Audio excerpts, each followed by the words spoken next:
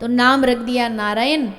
और अब सबसे छोटा बेटा था, बड़ा प्यारा था, लाडला था, तो उसी के पीछे लगे रहते। अरे बेटा नारायण इधर आओ, अरे नारायण बेटा जरा वहाँ से सामान लाना, अरे नारायण ये करो, अरे नारायण वो करो।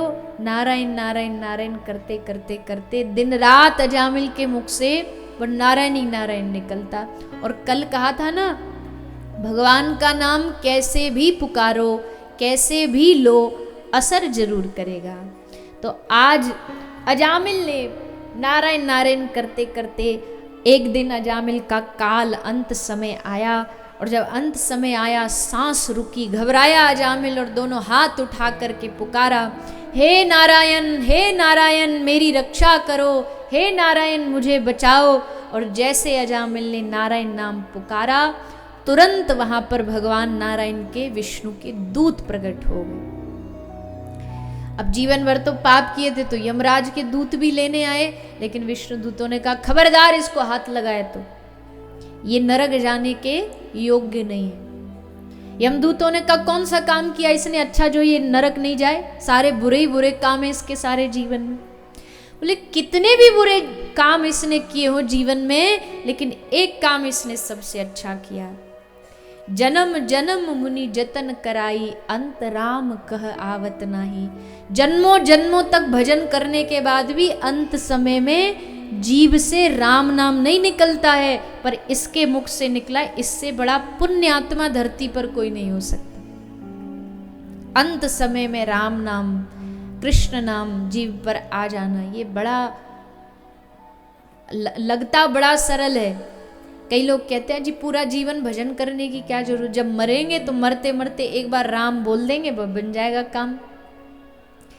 मृत्यु के समय जीवन में जितने पाप किए सब याद आते हैं, उस समय भगवान का नाम उसी को याद आएगा जिसने जीवन भर किया होगा। जिसने जीवन में बस पैसा धन दौलत परिवार के पीछे भागा, उसको वही याद आएगा अंत समय, भगवान याद नहीं आएंगे।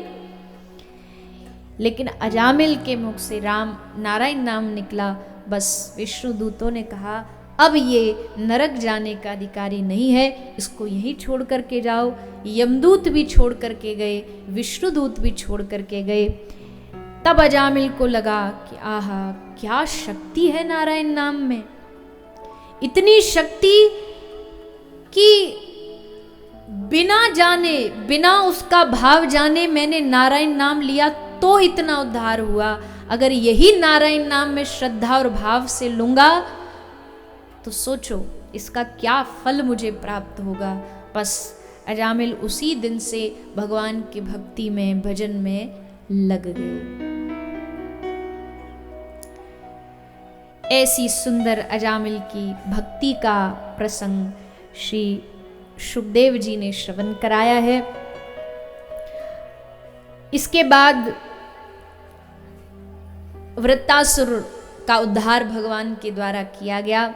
वृत्तासुर की कथा ही है और 7वें स्कंध में भगवान के परम भक्त का चरित्र आता है, जिनका नाम है भक्त श्री प्रहलाद महाराज। जिन श्री भक्त प्रहलाद महाराज की भक्ति ने भगवान को अपने नियमों को उल्लंघन करने के लिए मजबूर कर दिया, ऐसे भक्त श्री प्रहलाद जी महाराज।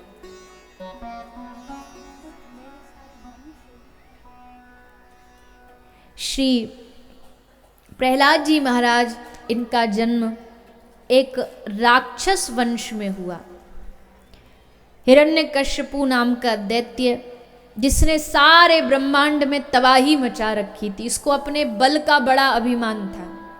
तपस्या करके ब्रह्मा जी से 6 वरदान मांग लिए थे, न नर से मरू, न पशु से, न ऊपर न नीचे, न बाहर न भीतर। ब्रह्मा जी ने वरदान दे दिए।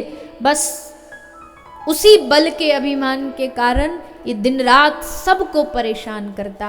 लेकिन इसके घर में भगवान का एक परम भक्त पैदा हुआ, जिसने ठान ली कि अब चाहे कोई भी मेरे विरुद्ध मेरे खिलाफ खड़ा हो, लेकिन मैं भगवान का नाम छोड़ने वाला नहीं हूँ। क्योंकि एक बार जिसको भगवान की लगन लग जाए, फिर उसको दुनिया में किसी से भय नहीं लगता, किसी से डर नहीं लगता।